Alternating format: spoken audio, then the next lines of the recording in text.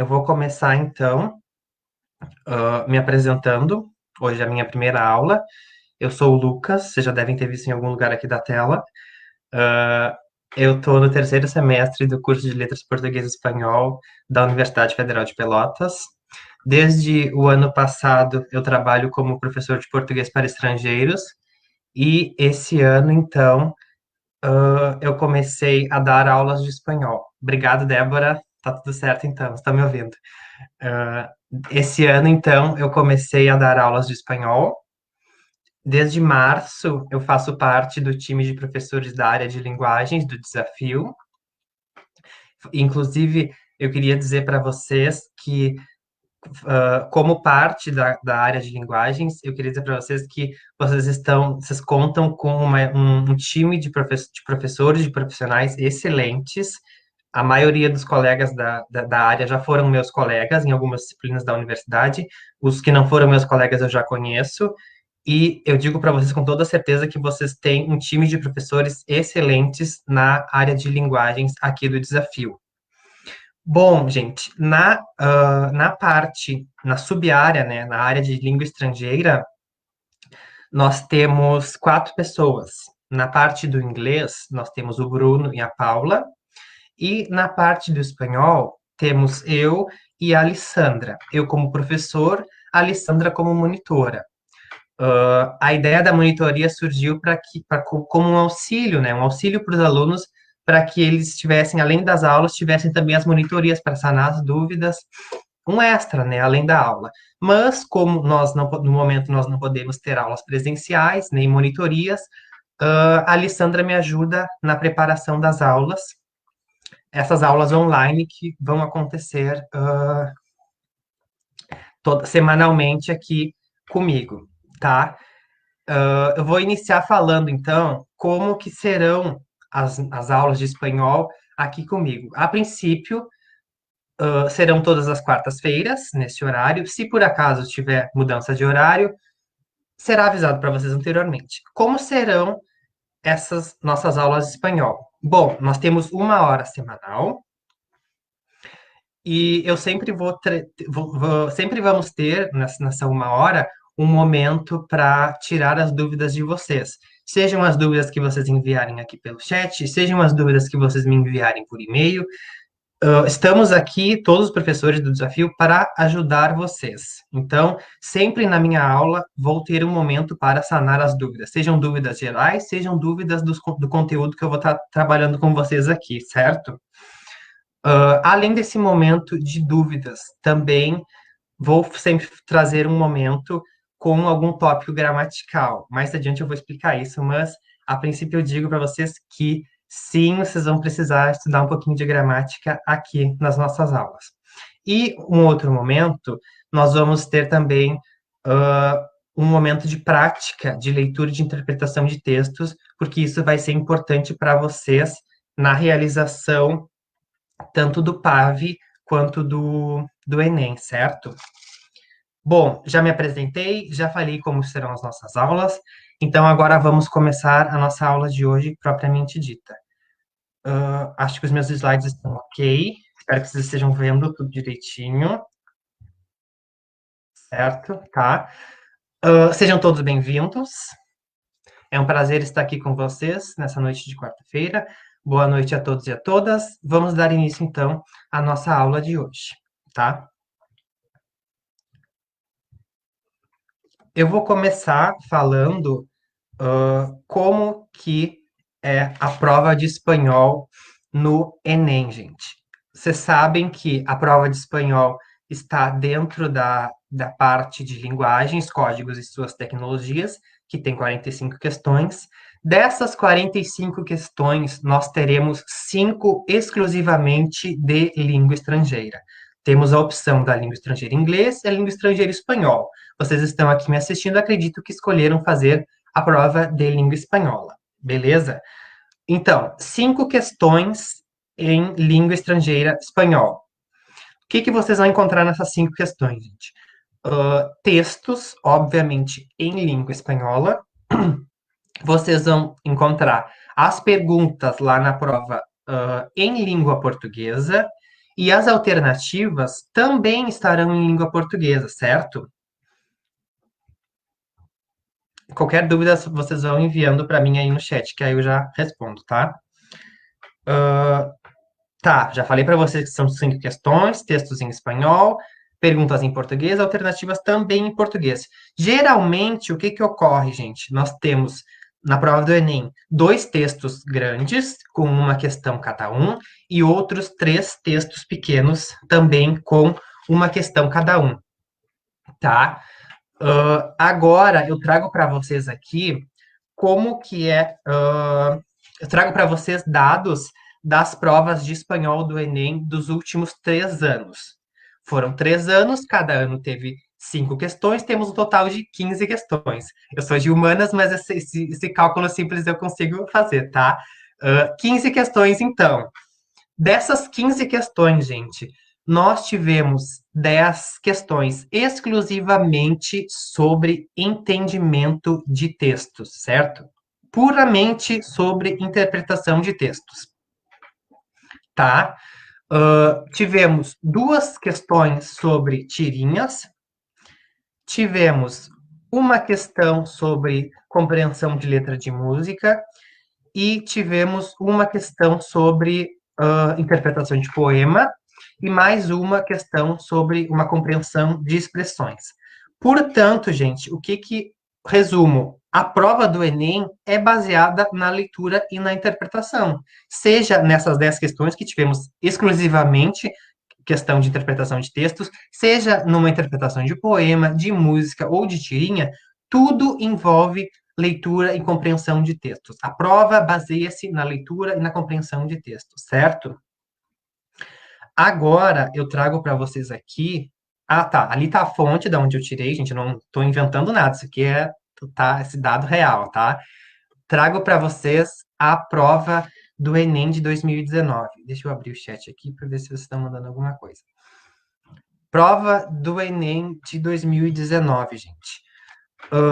Tivemos ali a primeira questão, fala um texto relativamente grande, falando sobre a mandioca lá no Peru.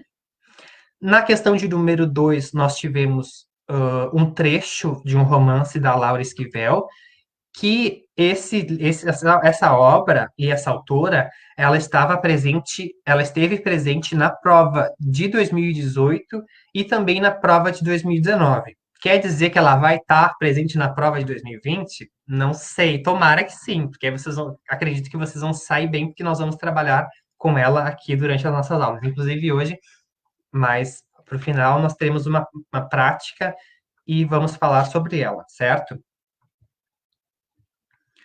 Depois, a terceira questão, tivemos uma tirinha do Gaturro. Na quarta questão, nós temos um outro texto, menor nesse caso, falando sobre cultura espanhola. E na questão de número 5, nós temos outro texto bem grande, falando sobre xenofobia na Europa. Percebam que todos são temas atuais, né? Coisas que estavam acontecendo no ano de 2019, né? Agora, falei do Enem, tudo ok, beleza? Trago para vocês agora informações sobre a prova de espanhol no PAV, que é o vestibular da UFPEL, gente. O PAV, ele segue essa mesma ideia da interpretação de textos, assim como no Enem, mas, além disso, no PAV nós temos também questões mais gramaticais, puramente gramaticais. O PAV tem essa ideia. Além da interpretação, nós temos também questões puramente gramaticais. Coloquei aqui para vocês. Em cada etapa, vocês terão 3 questões. Assim como no Enem, vocês verão os textos em língua espanhola, as perguntas em língua portuguesa e as alternativas também estarão em língua portuguesa, certo? Deixa eu passar aqui. Trago para vocês uma parte do edital do PAV 2019. O edital 2020 ainda não saiu, acredito que saia logo. E também acredito que o PAV seja adiado, assim como foi o Enem. Trago essa parte aqui para mostrar para vocês que nas outras áreas a gente tem uma variação no número de questões. Por exemplo, na área de matemática, nós temos 7 questões na primeira etapa, 7 questões na segunda e apenas 6 na terceira etapa. Na língua estrangeira, não varia, a gente mantém 3 questões por etapa, certo? Agora, trago mais uma parte do edital aqui, que é onde fala propriamente sobre a, a prova de língua estrangeira no PAV. O que que diz na parte de língua estrangeira? O candidato deverá ter a habilidade de ler e interpretar textos em língua estrangeira, no caso o espanhol que vocês escolheram, fazendo o uso de estratégias de leitura, skimming e scanning, bem como demonstrando competência linguística no que tange aos objetos de conhecimento e habilidades que os representam conforme os eixos abaixo. E aí nós temos 2 eixos, gente, que é o primeiro eixo, que é o uso da língua, com foco na leitura, e o segundo eixo, que é o estudo da língua, com foco na análise da língua à luz desses diferentes gêneros textuais, tá? É nesse segundo foco que vocês vão encontrar a parte gramatical. Resumindo o eixo número 1, leitura e interpretação de textos em língua estrangeira, certo? No eixo de número 2, que seria o estudo da língua, com foco na análise, né, da língua, a partir desses diferentes gêneros textuais, onde vai estar a parte gramatical, o que que envolve essa análise, gente?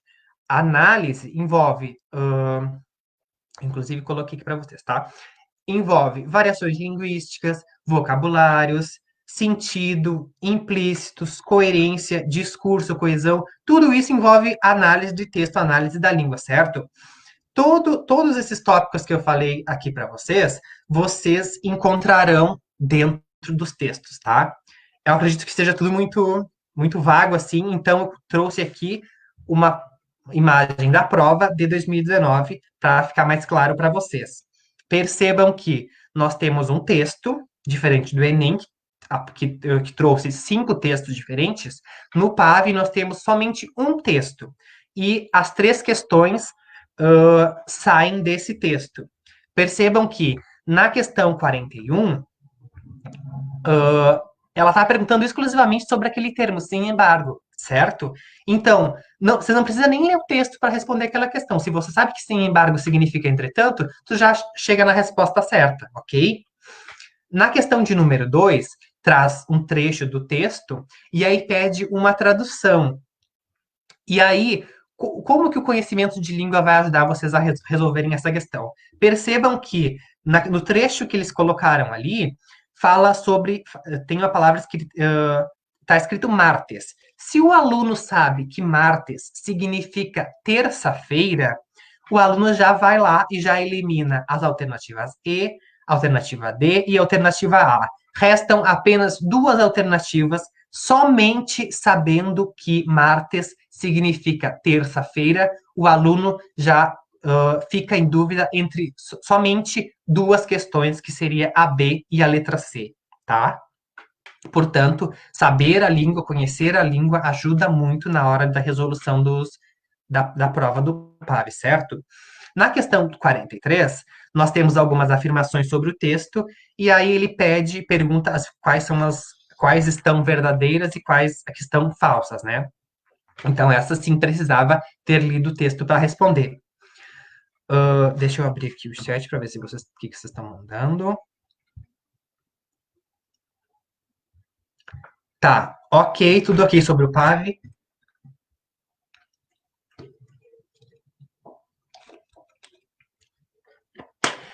Mas, professor, eu vou ter que, no Enem, eu vou ter que ler e interpretar 5 textos diferentes em língua estrangeira, e no PAV eu vou ter 3 questões com textos e com questões gramaticais. Sim, gente, vocês terão que ler e interpretar coisas, textos em língua estrangeira no Enem, no PAV. Mas fiquem calmos que nessa primeira aula eu trago algumas dicas para vocês, certo? A primeira dica, que eu acredito que seja a mais importante, é que essa 1 hora semanal que nós vamos ter de aula aqui, ela não é suficiente, gente, para o estudo da língua espanhola. Por isso, vocês precisam estudar em casa, vocês precisam dedicar um tempinho do dia de vocês para estudarem a língua espanhola, certo? Para isso, eu tenho algumas dicas de estudo e também algumas dicas de realização das provas, tanto do Enem quanto do PAV. Primeira dica, gente, leiam sempre os textos com muita calma e com muita atenção, certo? Por quê, gente? Porque vocês estarão lendo textos em outra língua, que não é a língua materna de vocês, não é a língua portuguesa. Ler e interpretar em língua portuguesa já é difícil. Vocês imaginem ler e interpretar em outra língua, no caso, a língua espanhola que vocês escolheram. Portanto, eu reforço essa ideia. Sempre leiam os textos com muita calma e com muita atenção. Segundo tópico que eu trago para vocês. Os temas e as discussões que vocês encontrarão tanto na prova do PAV quanto na prova do Enem são temas atuais, gente. Vocês precisam estar ligados nas atualidades, certo? Eu esqueci de comentar que na prova do PAV de 2019, que eu mostrei agora há pouco, eles trouxeram justamente um texto do ano de 2019 que falava sobre as criancinhas, aquela coisa toda. Portanto, a prova foi aplicada em 2019 e eles trouxeram um texto justamente do ano de 2019. Então, por isso eu reforço essa ideia de vocês estarem ligados nas atualidades para saberem o que está acontecendo, porque a prova vai trazer, não só na parte de língua espanhola, mas em toda a prova do Enem, toda a prova do PAV, vocês terão temas e discussões atuais. O terceiro tópico que eu trago para vocês é tenham um hábito de leitura em língua estrangeira, em língua espanhola, que é a que vocês escolheram. Por quê, gente? Porque vocês precisam estar em contato constante com essa língua que vocês estão aprendendo, certo? Eu acredito que os professores da redação tenham falado isso para vocês, que a redação é um hábito, né? Você vai dizer que vocês vão desenvolvendo com o tempo e vocês vão aprimorando. A leitura também tem que se tornar um hábito na vida de vocês, principalmente a leitura em língua estrangeira, para vocês manterem esse contato constante com a língua. Último tópico, não tão importante, porém importante, mas é importante também, que é estudo da gramática, gente. Coloquei ali conjugação de verbos. Por que vocês precisam estudar a gramática? Por que eu vou trazer para as nossas aulas sempre algum tópico gramatical? Porque a gramática vai auxiliar vocês na realização dos exercícios e na compreensão dos textos. Não tem como a gente conhecer uma língua, aprender uma nova língua, sem conhecer a gramática dela, certo? Retomando, leiam sempre com muita atenção, fiquem ligados nas atualidades, tenham um hábito de leitura e estudem um pouquinho de tempo. Pouquinho, estudem pouquinhos. Meia horinha semanal, escolham algum tema, algum conteúdo que vocês tenham dificuldade, assistam a videoaulas, mandem e-mail para mim com as dúvidas, depois no final da aula vou passar para vocês o meu e-mail. Mandem as dúvidas, estudem, certo? Professor, onde é que eu vou ler coisas em espanhol? Eu não tenho nenhum livro em espanhol. Trago para vocês aqui alguns sites para vocês praticarem a leitura em língua espanhola. O primeiro deles é o El País, para vocês lerem coisas lá sobre a Espanha, que vocês sabem que é um jornal mundialmente conhecido. Da Argentina, eu sugiro esse jornal Clarín, que é bem conhecido lá na Argentina. Para lerem coisas sobre o México, sugiro El Universal. Para lerem coisas sobre o Uruguai, eu sugiro o El País na versão do Uruguai, tá? E para lerem coisas sobre a Colômbia, eu sugiro esse site de notícias El Tiempo, certo? Ah, mas só tem leitura, só tem texto jornalístico para eu ler em espanhol? Não, tem outras coisas. Uma delas é tirinhas, charges, e aí aqui eu coloquei para vocês tirinhas da Mafalda e do Gaturro. Eu acredito que nessa situação que nós estamos vivendo atualmente, a Mafalda não esteja presente na prova, principalmente na prova do Enem, porque a Mafalda ela tem esse viés mais ideológico, né? O Gaturro, eu acredito que sim, se aparecer alguma charge, vai ser dele, acredito, porque ele não tem essa questão ideológica. Ele traz algumas coisas, temas cotidianos, coisas mais comuns, assim. Diferente da Mafalda, que tem uma ideologia que é sempre muito crítica, né? O autor é sempre muito crítico nas obras dele, né? O Quino, no caso. Prática de leitura era isso, tenho essas duas sugestões. Agora, acho que eu ainda tenho meia horinha, beleza. Agora, como eu falei para vocês, sempre nas nossas aulas eu vou trazer uma parte de prática. Então, para a nossa prática de hoje, eu trago o queridíssimo Eduardo Galeano. Para quem não conhece o Eduardo Galeano, ele foi um escritor uruguaio e ele tem, nas obras dele, ele traz uma ideologia, eu diria, anticapitalista. Nessa obra, Las Venas Abertas de América Latina, que é aqui a questão que eu vou apresentar para vocês daqui a pouco, da onde saiu a questão, é dessa obra, que ela fala sobre a história da América Latina em geral, desde o período colonial até contemporaneidade, eu diria. E aí, trago para vocês agora aqui uma questão do Enem de 2012, questão 92 do Caderno Amarelo. Antes de vocês realizarem essa questão, eu tenho algumas dicas para vocês. A primeira delas é: não se preocupem em entender todas as palavras que estão no texto, certo? Não se preocupem. Mas sim, tentem entender uma ideia geral do que está sendo dito no texto. Outra dica: façam com que as palavras transparentes sejam amigas de vocês.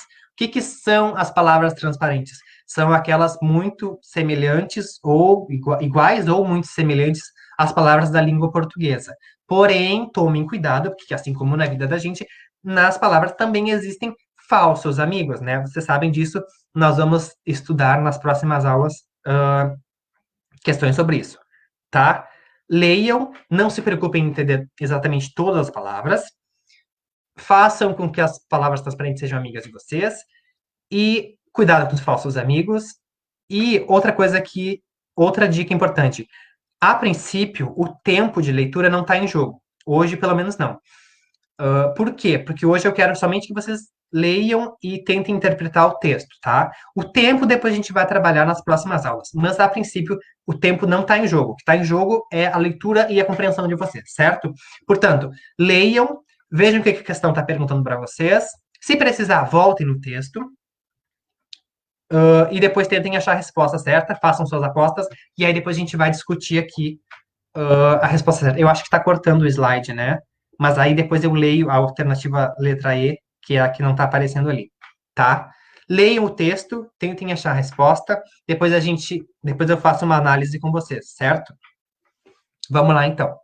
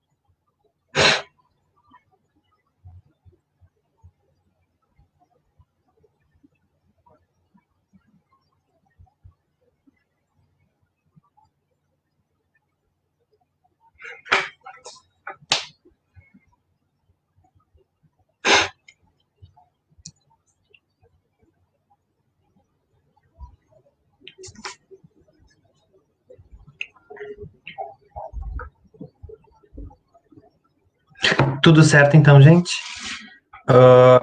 Primeiro, antes de começar a análise, vamos conversar algumas coisinhas. Primeira coisa, percebam que nesse texto nós não temos um título.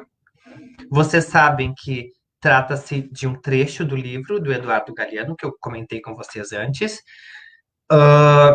Conhecer o autor do livro, o autor desse trecho, ajuda na interpretação da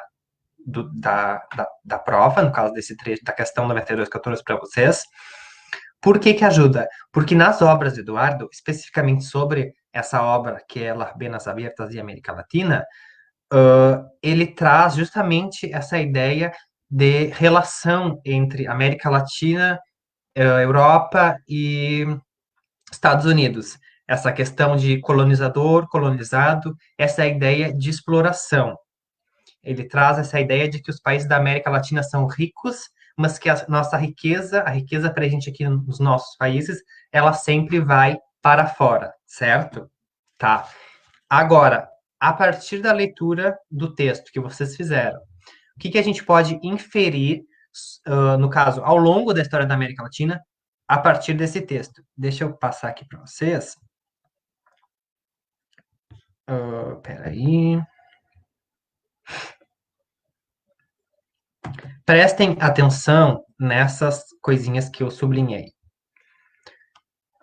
A prova está dizendo, a partir da leitura do texto, infere-se que, ao longo da história da América Latina, prestem atenção nas coisas que eu destaquei. A primeira delas, pero la región sigue trabajando de sirvienta. O que que é isso? Mas a região, no caso a América Latina, ela segue trabalhando de empregada, ela segue trabalhando de servente, certo? E a segunda coisa que eu destaquei ali é el modo de producción y la estructura de clase de cada lugar han sido sucesivamente determinados desde fuera por su incorporación al engranaje universal que é o capitalismo. Ok? A prova está perguntando o que a gente pode inferir, ou seja, o que a gente pode concluir, compreender sobre a América Latina a partir desse texto. Eu vou analisar com vocês, então, as alternativas. Vou começar lá por baixo, que é a que não está aparecendo para vocês, eu vou ler. Diz assim, letra I. Suas riquezas nunca serviram ao enriquecimento das elites locais. E aí nós não temos essa como a certa, porque a gente não tem essa informação no texto, na verdade, e uma leitura total, inferir, o texto, a gente não consegue inferir isso, né? Na letra D diz, suas riquezas sempre foram acumuladas longe dos centros do poder. Na letra D, nós temos uma pegadinha. Por quê, gente? No texto fala em los lejanos centros de poder. Na alternativa D, ele fala longe dos centros de poder. Em los é diferente de los, no caso dos, que é o que a alternativa está dizendo, longe dos centros de poder. Portanto, essa questão não está correta e ela é uma pegadinha. Prestem muita atenção. Lembra que eu falei antes que vocês estão lendo um texto em uma língua que não é a língua materna de vocês, portanto, tenham sempre muita atenção. Repetindo, no texto fala em los lejanos centros de poder. Na alternativa fala longe dos centros. Seria, no texto fala em los e na alternativa fala de los. Portanto, aí há uma pegadinha.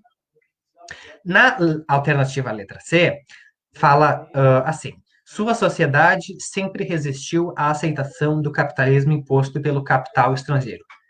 Justamente o contrário, né, gente? Não houve resistência por parte da América Latina no início com a exploração europeia, no caso, Portugal explorando o Brasil e a Espanha explorando os outros países, Argentina, Uruguai, enfim. Portanto, não houve resistência nenhuma por parte da América Latina, certo? Então, a letra C a gente também descarta. Na B, o que diz? Seus países sempre foram explorados pelas mesmas nações desde o início do processo de colonização. Também não, né, gente? Porque no início era exploração do capital europeu, no caso, a Europa que explorava, e atualmente, no caso, os Estados Unidos, né? Portanto, nos resta a alternativa A, que é a alternativa correta, que é o que a gente pode inferir sobre a história da América Latina a partir da leitura desse texto. Que diz assim: suas relações com as nações exploradoras sempre se caracterizaram por uma rede de dependências. Esta é a alternativa certa. Eu destaquei aqui. Percebam que com as frases que eu destaquei em rosa, a gente consegue chegar a essa alternativa, a letra A, no caso, que é a alternativa certa. Tudo ok? Eu acho que eu ainda tenho um pouquinho de tem 15 minutos, então trago mais uma prática para vocês. Dessa vez eu vou é sobre a Laura Esquivel, que eu já tinha comentado com vocês, que ela estava presente na prova de 2018 e na prova de 2019. A Laura é uma escritora mexicana. Ela ainda, além de ser escritora, ela também é deputada. E aí trago para vocês aqui uma questão que é o que traz um trecho que foi retirado dessa obra dela, que é Como Água para Chocolate, que é um romance que depois virou filme, que fala sobre amores, desamores, relações humanas, cozinha, receitas, várias coisas. Cada capítulo do livro é um mês do ano, aí traz receitas, conta histórias, uma loucura. Vou passar aqui, então, para a questão. Questão do Enem 2018, questão de número 1 do caderno rosa da segunda aplicação. Novamente, gente, leiam o texto, as dicas que eu já tinha dado antes. Leiam o texto, não se preocupem em entender todas as palavras, certo? Se apoiem, façam com que as palavras transparentes sejam amigas de vocês. Cuidado com os falsos amigos. Vamos lá, leiam o texto com calma, vejam o que a questão está perguntando, leiam as alternativas. Se precisar, voltem no texto. A princípio, o tempo não está em jogo. Eu acho que não está aparecendo a alternativa letra I, depois eu leio para vocês o que está dizendo, tá?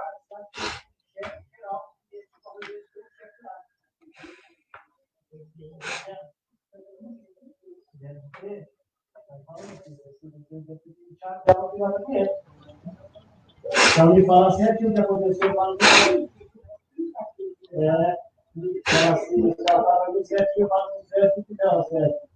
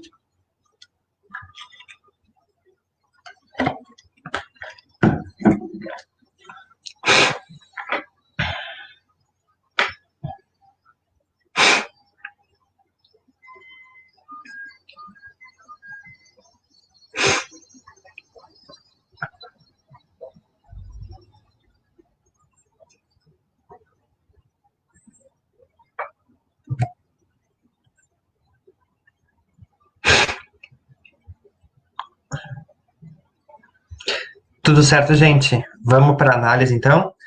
Ah, então, a prova está perguntando, a prova diz assim: Laura Esquivel, em sua obra, trata, entre outros temas, dos sentimentos e da natureza humanos.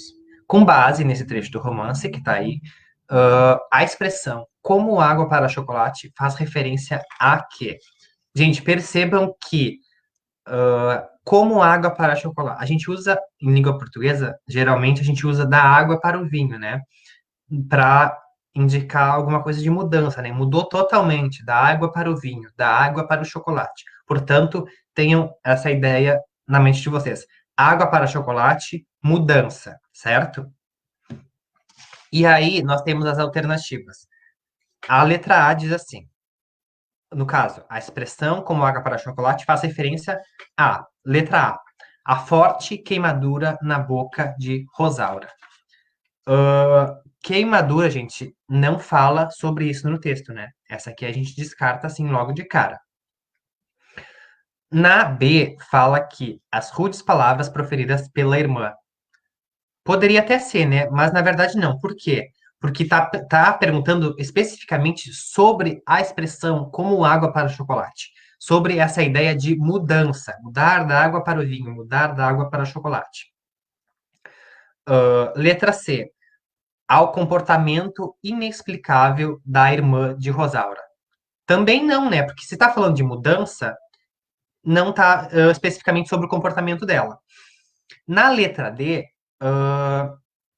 outra também que a gente descarta de cara, porque fala sobre felicidade da protagonista por ser um dia especial. Também não, né? Se ela mudou da água para o chocolate, da água para o vinho, por que que vai ser um dia especial? Ah, e tivemos um problema. A alternativa letra E ficou cortada para vocês, que é a questão que está certa, a alternativa que está certa, que fala que a expressão como água para chocolate faz referência ao estado de fúria desencadeado pela fala de Rosaura. Percebam que ela falou palavras repugnantes, incoerentes, indecentes, certo? Então, essa expressão, como água para chocolate, faz referência justamente a isso, a esse estado de fúria que a Tita desencadeou pela fala da Rosaura, certo? Tudo certo? Até então, acho que eu tenho um tempinho ainda, né?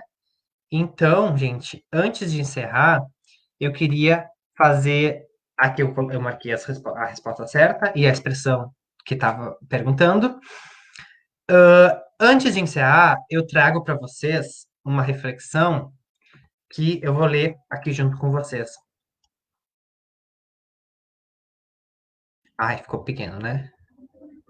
Tá, agora sim. Antes de encerrar, eu quero fazer uma reflexão com vocês. Trago para vocês aqui uma charge do Daniel Paz, que é um autor que eu adoro, que vocês podem encontrar lá no Facebook, na página dele, ele sempre publica várias coisas. A reflexão que eu trago hoje é essa charge que eu vou ler para vocês. O primeiro menino fala assim: Dicen que lo mejor es desayunar como un rey y cenar como un pordiosero.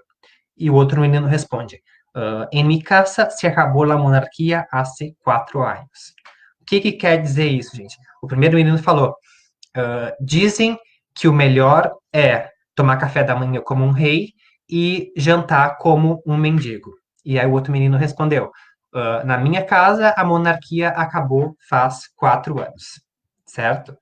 Eu trago essa charge para a gente fazer uma reflexão antes de encerrar nossa aula. Leiam os outros trabalhos do Daniel, é muito interessante. Uh, Espero que vocês tenham gostado da aula de hoje. Antes de encerrar, eu queria dizer que estou aberto para receber dúvidas, sugestões, críticas construtivas, por favor. Por e-mail, gente, como a gente não tem um contato muito direto, vocês me mandem tudo por meu e-mail, que aí eu consigo responder vocês direitinho.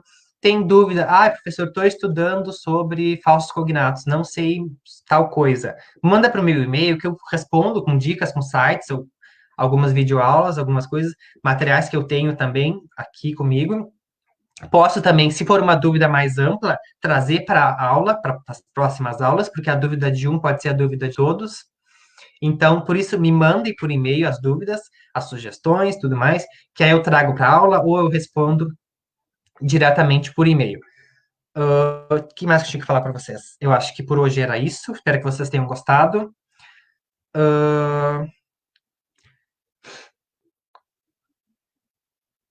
Tá, espero que vocês tenham gostado da aula de hoje. Semana que vem estarei aqui novamente, trazendo algumas técnicas de leitura para vocês se saírem bem lá na prova do Enem e na prova do PAV também. Certo, gente? Por hoje era isso. Contato comigo por e-mail, por favor. É isso. Boa noite a todos e a todas. Muito obrigado.